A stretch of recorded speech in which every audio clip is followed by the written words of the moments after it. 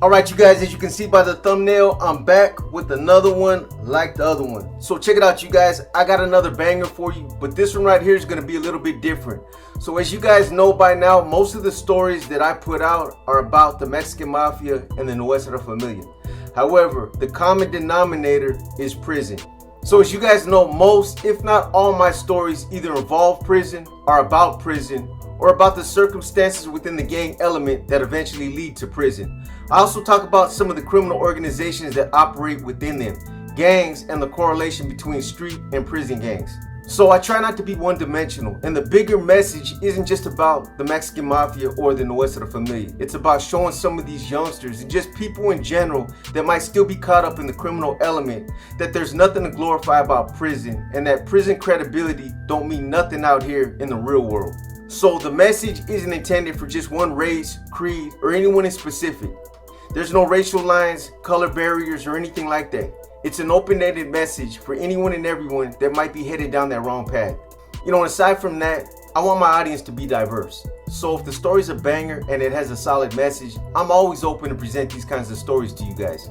You know, for those of you who've been subscribed to my channel as far back as when I was with Loaded News Media, you guys probably remember when I ran a couple of stories about Little Feet, Tookie, and some of the other Crips and Bloods I was on the road with. Individuals who I knew personally and who I consider to be close friends. You know, I'm not going to go into all the details of the history that I have with these guys, but if you're interested in those stories, you can scroll back to some of my earlier content that I put out a few years ago when I first started this channel. And with that in mind, at least I can say this much. Unlike a lot of other people on YouTube who talk about a lot of these mythical figures that are in prison or that they've heard about on the streets, people that they've never met, people that they've only heard or read about, I do in fact know a lot of the people that I talk about on my channel. You know, I spent a couple years with Tookie and Little Feet. Tookie was my neighbor, and I got a chance to get to know Little Feet during the days when they used to run group yards in the adjustment center in San Quinn, when they used to let the ADSEG inmates go out to the condemned yards with the inmates that were on the roll.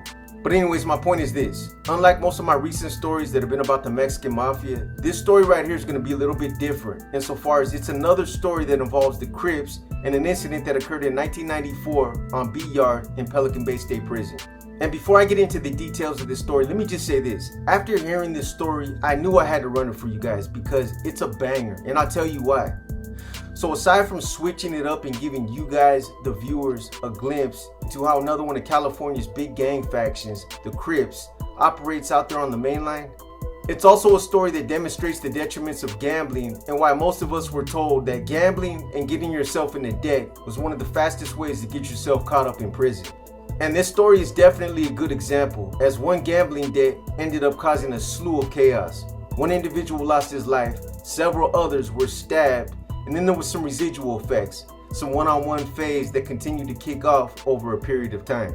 So I'm going to get into the story and give it to you guys the exact same way that it was given to me. But one of the other things that I want to tell you guys that kind of interrelates with this story has to do with the way that the Africanos, or the black inmates, program in prison. And I'm going to stand on this despite the fact that I know other people are going to disagree with me. But I still want to dispel some of the rumors and myths that I've heard other people float around about Africanos or the black inmates and how they operate behind the walls. You know, other YouTubers have danced around this topic and have tried to speak on it before in the past, but since then, they've lost their credibility. Their credibility shot out. So I want to address this and speak on it myself. To be more specific, it has to do with them not being with some of the functions, such as not checking paperwork, or being okay with programming on the yard with people who might have R's in their jackets. You know, for those of you that don't know what an R is, it's an abbreviation for restricted, which represents a classification status that restricts certain inmates from different custody levels, such as fire camp, due to the nature of a past or present conviction. You know, I'm not sure exactly what the full criteria consists of, but I do know two crimes that will definitely result in an inmate getting an R put on his jacket. And those two crimes are arson and RAPE. I don't even want to say that word because YouTube's so petty, they'll probably ding me for it. You know, but the first thing I'll say about it is that people need to be more careful about making these kinds of blanket statements that they then try to apply to them all the way across the board. I'm sure there probably was some that didn't check paperwork, and there was others that probably were okay with certain individuals, undesirables, being out there on the yard that didn't belong out there. There might even be those that chose to look the other way when some of their boys were the ones with R's on their jackets. but to say that this applies to all of them just simply isn't true. These are isolated situations and these are their personal experiences that they've encountered. But again, to make a blanket statement and say that about all of them just isn't right. You know, we got to be mindful of the things we say and how we apply it to other people, especially when it has racial overtones or when it might be misconstrued as being something negative that you're trying to apply to an entire ethnicity. You know, a good example of that is actually playing out right now on YouTube, and you all know what I'm talking about. That's a perfect example right there. You know, whether you consider yourself to be a YouTuber, content creator, or a podcaster, whatever you consider yourself to be, we all got to be conscious and fully aware of what we say and how we say it. And that means taking accountability for it as well. People are listening. You can't try to clean it up after the fact by saying it was just a bad sense of humor, or try to lighten the effect by saying it was just a bad choice of words. You know, I could say a lot more about this, but I don't want to lose those of you that want to hear this story, so I'll move on. But on a parting thought, that's why I don't crack jokes or say things that have racial overtones. And it's not that people are overly sensitive either. You know, people have a right to take offense to certain things that are said. So hopefully people are listening and catch what it is that I'm trying to say. You know, some of us have bigger audiences than others, so we have the ability to reach further, but we still have a voice, and we need to remember that. Anyways, getting back to this story, trust me, when I was doing time back in the 80s and 90s, I put a lot of emphasis on this alliance that we had with the Africanos, and I worked real close with a lot of them. Not just during the shoe wars, but also in several different ad segs and holes, and this was during the time when we were in the midst of some serious conflicts. And I can tell you for a fact, they were definitely checking paperwork and following those protocols. You guys got to keep in mind, back in those days, we were sharing yards together. And it wasn't like we were dictating their program or they were dictating our program, but collectively, we honored these protocols. Otherwise, it had the potential to create a rift amongst that alliance. They were also dealing with their own trash too. Anyone that pulled up that had bad paperwork or smut on their name was being dealt with, and this was never politics. Out of all the years and interactions that I personally had with the Africanos, I can only recall one time when one of their leaders tried to manipulate the policies that we were operating under. But this got resolved pretty fast and it was a non-issue. You know, but keep in mind, most of the Africanos that I'm referring to were BGF members, Black Guerrilla Family members. And at least in my experience, they were probably one of the most structured, organized groups amongst the Africanos. And that's not to say that the rest of them weren't organized or that they were loose-knit. They just functioned different. And in a lot of respects, it's because the BGF had a long-standing history of working hand-in-hand with the Nuestra Familia. So there was a lot of parallels and similarities with the way that they operated. You know, the last thing I want to say about the Africanos as a whole and how they functioned in prison to help you guys understand this story is this. Mostly all the other groups, with the exception of the Africanos, functioned under a typical leadership structure, where there was a leader or a shot caller at the top of the apex, or a hierarchy. However, the Crips and the Bloods don't operate under this type of leadership structure. They operate as a collective, and this collective is broken up into different cars, where each car is kind of responsible for dealing with its own members. And again, there is no appointed leader that's been vested with authority to act as a shot caller per se. But what they will often have are longtime members from each individual car who are referred to as the OGs. And the OGs are the older individuals who have influence and respect just based on the longevity of their membership and because they've earned this respect over a span of time. They're about as close to shot callers as you're gonna get. So when it comes to them, there is no overall leader that runs the yard. And this is how B-Yard was ran back in 1994. It was broken up into different cars. However, there was two highly influential Crips that were out there on the yard at that time. One was Puff One from A-Trade Gangster, and then there was Big Lavelle Player from 120th Street, Raymond Avenue Crips. These two individuals had strong voices on the yard, and according to my source, who I'm now going to refer to as Little Money from Fudgetown Mafia Crips, they were respected by all the different sets out there. So like I said, this story starts out in 1994 at Pelican Bay State Prison, and this particular incident took place on B-Yard, which was a level 4 180. In one of the building's day rooms, Little Weedy from 112 Broadway and Big Devil from 59 Hoover were sitting at one of the tables with several other Crips gambling, something that they did daily to pass the time. You know, there's no need for me to elaborate on it because I've already said it, but gambling in prison comes with all kinds of drawbacks. And this story is definitely a good example of what can happen and the consequences that can occur over one single gambling day. So aside from it being a quick way to lose your money and to go into debt, whenever anyone's gambling, no matter who it is, When it gets competitive and someone starts losing, tensions run high, and this is when the chances of returning physical are almost imminent. Because nobody likes losing, and then when somebody does lose, where do you draw the line? When is it okay to cash out and say, alright, I'm good, I gave you action in winning your bread back, but now I'm going to cash out and keep my winnings. You know, you might feel like you gave this guy enough action, but now he's $10,000 in the hole, and he's going to want to keep you at that table until he either breaks even or until he wins all his money back. And this is usually when conflicts start, as you'll see by what happened between Little Weedy and Big Devil. So Little Weedy had basically cleaned him out and had Big Devil deep in the hole. I'm not sure exactly how much it was, but I know that there was 2 cassette tapes that Big Devil also lost, and he wanted those back. According to Little Money, Big Devil said something to the effect of, come on homie, you gonna do me like that? I wouldn't do you like that. Let me just get my runbacks. But Weedy had been out there at the tables gambling since the day room had opened up earlier that morning, and now he was ready to stop, which he was definitely entitled to. You know, technically, Weedy didn't have to give him action and winning nothing back, but him and Devil were cool, and he didn't want to do him like that. So he stayed out there longer than he wanted to. But eventually, it got to a point to where Weedy started to feel like Big Devil was doing too much, and that he was starting to throw his weight around. And Little Weedy wasn't feeling that. On a side note, Little Weedy wasn't a troublemaker, and he wasn't the type of dude that was out there on the yard acting like a bully. But according to Little Money, Little Weedy had about 9 different fights since he had been on that yard, and he had a reputation for having some vicious hands. He had knocked a couple cats out, and he supposedly hit another cat he got into with so hard in the face that he shattered the orbit bones around his eye. So Little Weedy wasn't no slouch, and Big Devil knew this. But the last fight that Little Weedy got into right before this incident was with Akumi, a 415 out of the Bay Area. And he was a big dude. Little Money said that Weedy told him that when he got into it with this guy, that he clipped him, and that when he was going down, he grabbed Weedy by the legs and wouldn't let go. Weedy said he couldn't get away from this guy, so he said, the next motherfucker I get into it with, I'm stabbing him. You know, he obviously didn't know it at the time, but Big Devil just so happened to be that next guy.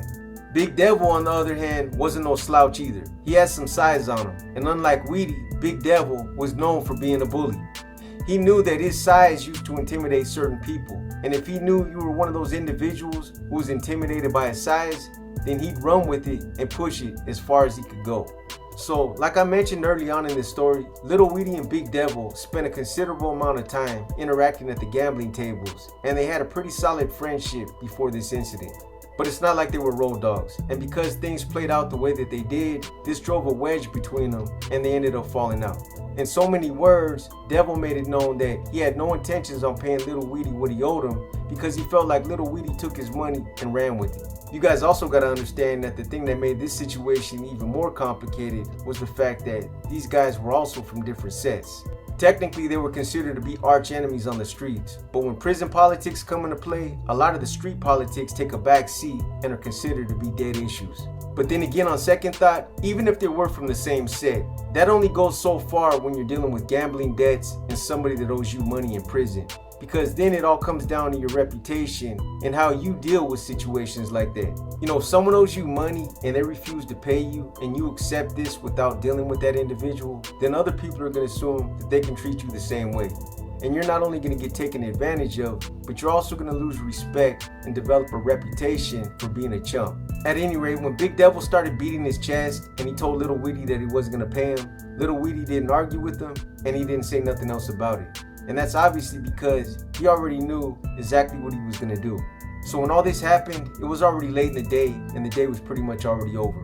They ran nighttime program in the buildings later on after chow, but the rest of the day was uneventful.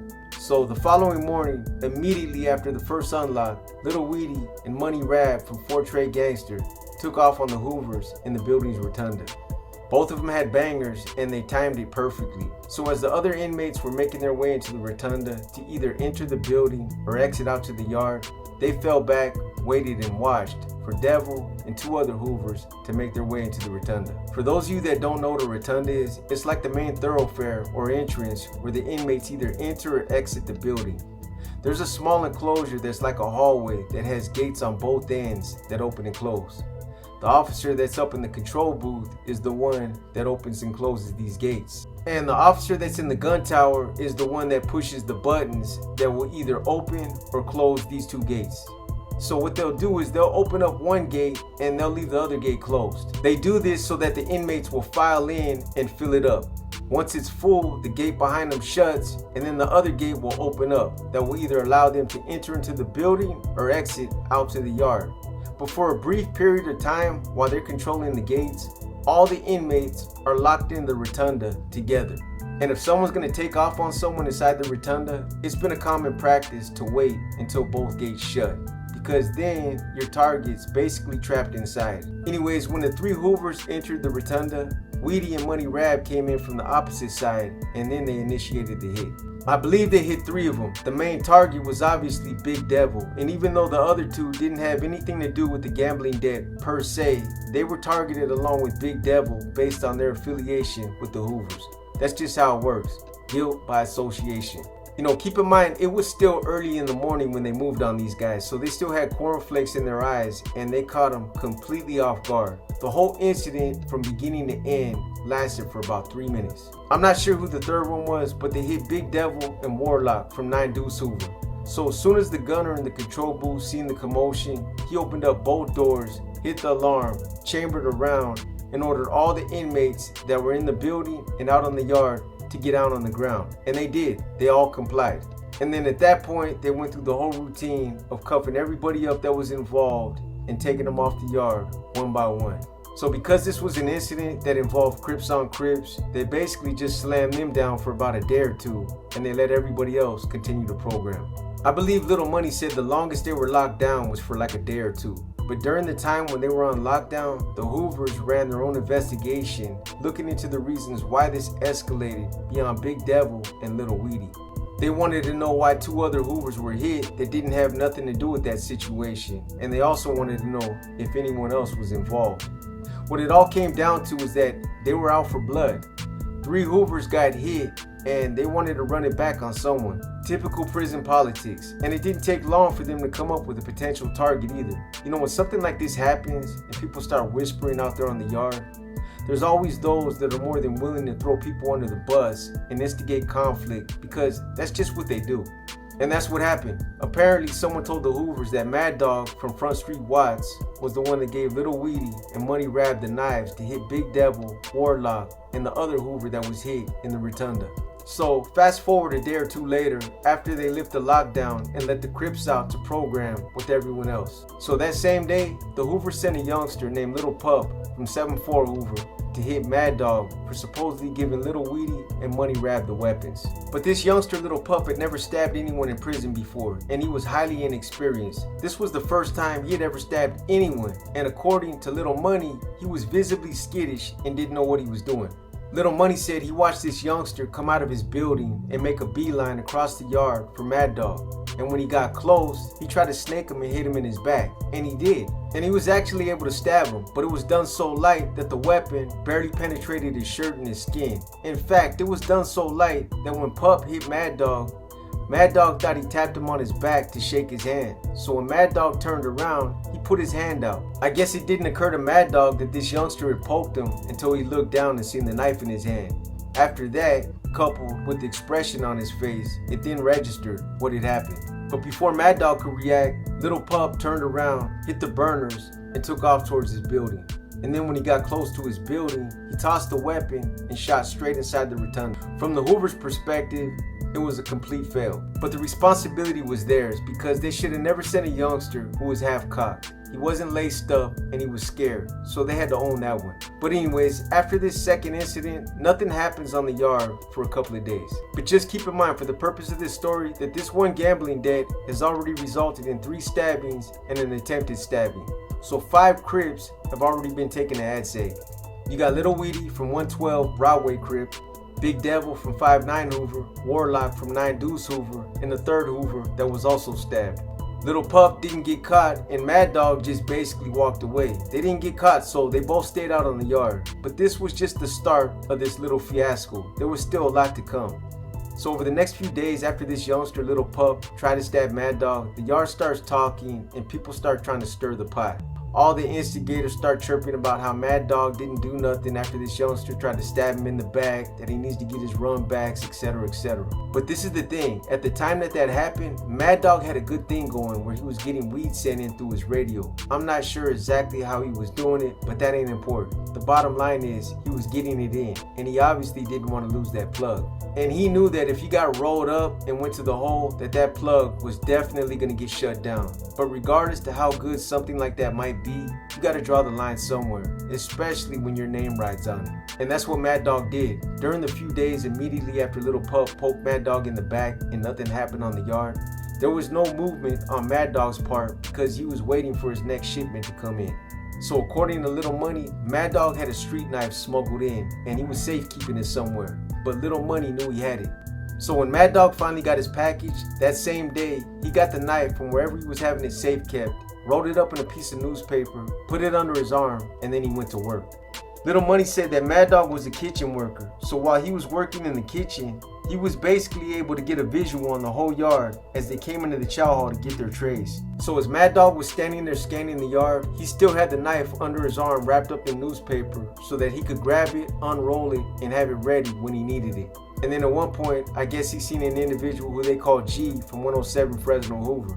And he didn't have any personal issues with G, but G was a Hoover and that's all that mattered.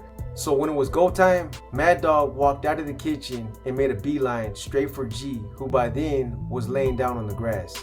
Not a good time to be sunbathing. And then when he got close enough, he grabbed the weapon, unrolled it, and started stabbing him. Little Money said that at some point while these two were fighting, G somehow got Mad Dog on his back and got on top of him. But even though Mad Dog was on his back, he was holding G by his shirt so he couldn't get away and he kept stabbing him. And then Little Money said that the gunner yelled for the yard to get down and then fired a live round. And I can tell you from experience, that gunner probably missed because they don't give you warning shots in Pelican Bay. Meanwhile, as Mad Dog continued to keep stabbing G, the gunner yelled out a second time telling everyone to get down. But almost simultaneously at the same time that he said it, he fired a second round. This time he didn't miss. You know, whether the gunner was aiming or whether Mad Dog's position moved into the line of fire, the second round ended up hitting Mad Dog on the top of his head. He probably never even knew what hit him before he bled out and died right there on the grass. Little Money said that you could actually see red mist from Mad Dog's blood when he took that headshot. And then he went on to say that G was practically standing face to face with Mad Dog when he was hit, and that after it happened, G hit the ground and he just continued to keep rolling away from him. He was probably rolling away because of what he's seen. Needless to say, Little Money said that this incident right here put the yard back on lockdown, but this time they stayed slammed down until they finished investigating Mad Dog's death, especially since an officer was involved. So fast forward a couple months later, I'm not sure how much time had elapsed since Mad Dog had been shot out on the yard, but at some point Money Rab finishes up his shoe and gets kicked back out to B-Yard. So when Money Rab gets kicked back out to the yard, Little Money said that the Hoovers were still on him, but that Money Rab said that he wasn't even tripping. Whatever's gonna happen is gonna happen. He knew they were gonna come, he just didn't know when. What I didn't understand is why he waited around like a sitting duck, especially when he knew proof positive that they were definitely gonna come. He should have just strapped up and took off on them the first chance he got, but he didn't. He just waited. So a few days after he landed back on the yard, they tried to get him on the basketball court. I don't know how many they sent at him or how it happened, but apparently during the incident, Money Rab broke his ankle and was taken back to ADSEC. At least he went back with only a broken ankle, because even though they had plenty of opportunities, they didn't even stab him. And for him, that was a victory. So a few days later, after Money Rab gets rushed on the basketball court, Little Money gets moved to A-Yard. And he said after he got there about a week later, Little Weedy gets kicked back out to the yard. And even though this was a different yard and that it had been several months later, the Hoovers were still on a warpath and they still wanted Little Weedy behind the incident that him and Money Rab were involved in. Little Money said that there were some other Crips on A-Yard who were trying to get that whole issue squashed, but that the Hoovers weren't trying to hear it. You know, there was also a Hoover on that yard named Hoover Lon that had a lot of influence amongst the other Hoovers. And he was one of a few who Little Money described as someone who was fair and level-headed. And I guess some of the other Crips who knew him were trying to get this resolved without any more bloodshed. But even Hoover Lon was dead set on going after Little Weedy, because he even said, nah, we ain't letting this one go. Little Weedy spilled Hoover blood, so we gotta go.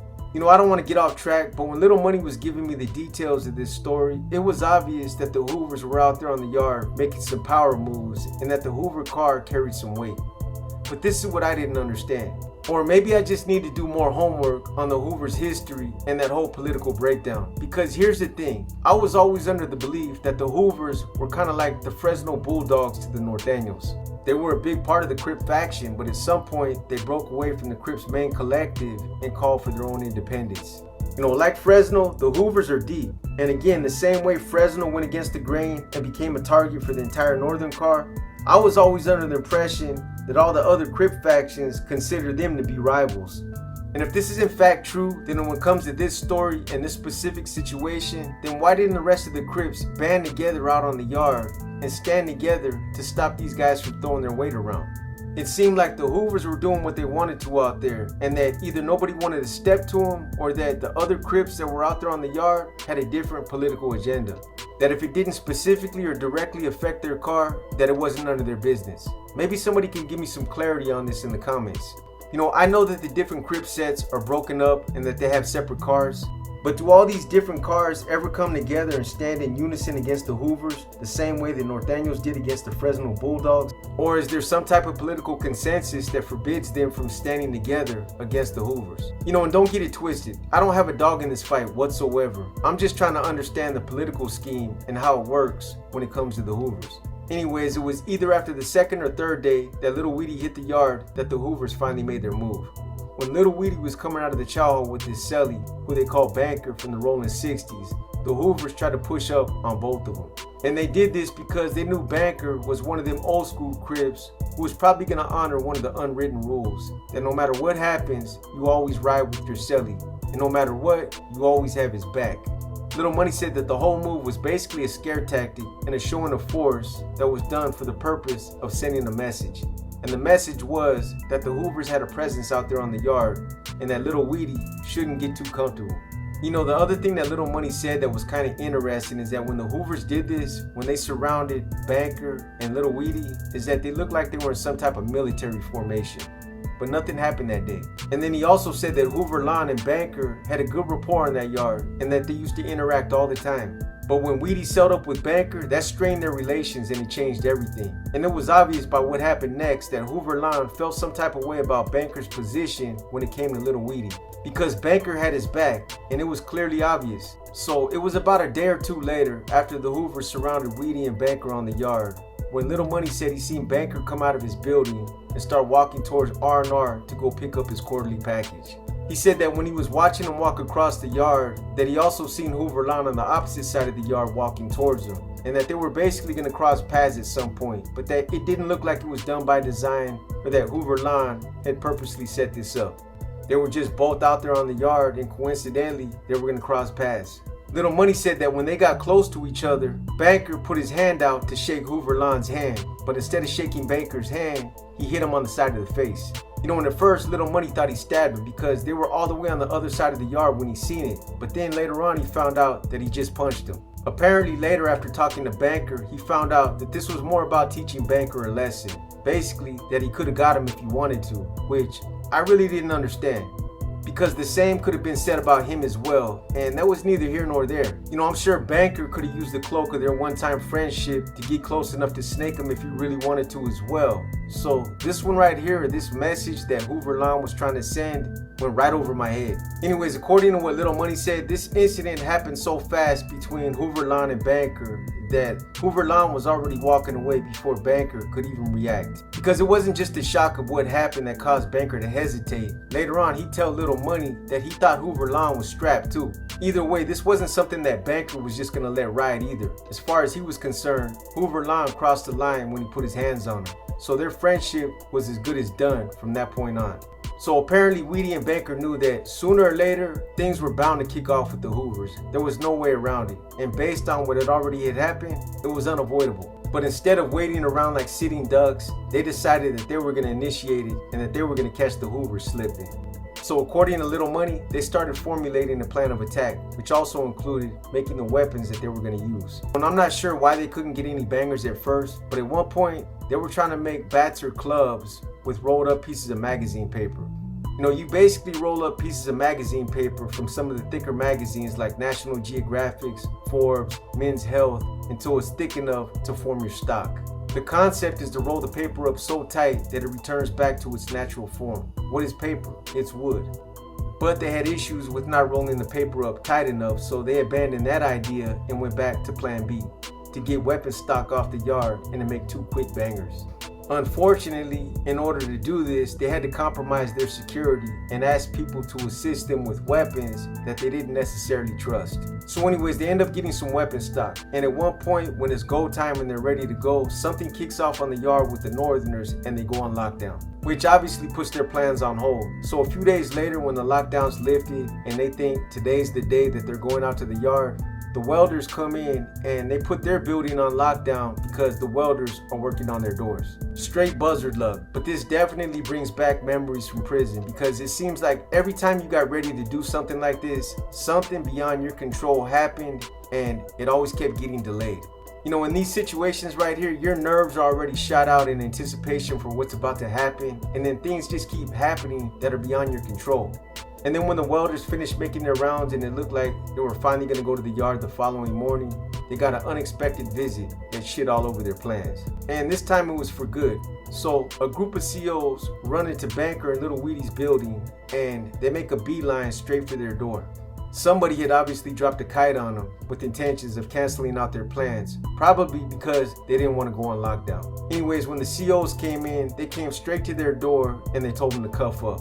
And Little Weedy and Banker didn't even ask them where they were going. They already knew. Anyways, when they got to AdSeg, I guess they seen another crib who was working over there named Bolo from 6 Deuce East Coast. And they asked Bolo to check on what was happening with them and why they were getting locked up. And apparently somehow Bolo was able to get a visual on 5 or 6 kites that were sitting on the lieutenant's desk that basically said that Banker and Little Weedy were asking other people to assist them with weapons. So there you have it. You know, like I said earlier in the story, what started out as a single gambling debt between Little Weedy from 112 Broadway and Big Devil from 59 Hoover resulted in 3 confirmed stabbings on the first 3 Hoovers, an attempted stabbing by Little Pup from 74 Hoover on Mad Dog from Front Street Watts. Then a 4th stabbing by Mad Dog on G from 107 Fresno Hoover. But it didn't stop there. Mad Dog would later lose his life after he got shot by one of the gun towers on the yard. After that, Hoover, Lon, and Banker from the Rolling 60s would also end up getting into it. And finally, if several kites wouldn't have been dropped on Little Weedy and Banker, those numbers probably would have went up. But again, it's crazy when you consider why all these different incidents occurred over a single gambling day. It had a domino effect, and unfortunately, a life was even lost. Mad Dog from Front Street Watts. Anyways, I know this story is a little different from the type of content that I usually put out, but again, there's no color lines and there's no ethic boundaries when it comes to these stories. You know, if there's a strong positive message and the story's a banger, then these are the type of stories that I want to keep dropping for you guys. So you guys keep that in mind if you have any stories that you might want to share. Your name will never be mentioned and I'll compensate you guys for your time. You know, besides that, if I can expand my audience and bring some diversity to my viewership, then it's a win-win all the way across the board. Anyways, I hope you guys have enjoyed this episode of Paradigm Profiles. If you guys liked this episode, give it a thumbs up. If you didn't like this episode, then give it a thumbs down. But either way, drop a comment and let me know what you think. And again, something else that's extremely important that I'm going to continue to keep reminding you guys about is to not only hit the like, drop a comment, and share the video, but also hit the all symbol on the notification bell so that you're advised whenever I drop content on the channel. So with that being said, as always, I just want to thank those of you who continue to show your unwavering support and for also continuing to tap into the channel. In the meantime, you guys enjoy the rest of your day and keep pushing that positivity. Merry Christmas, Happy New Year's, and until the next one, this is your boy B, and I'm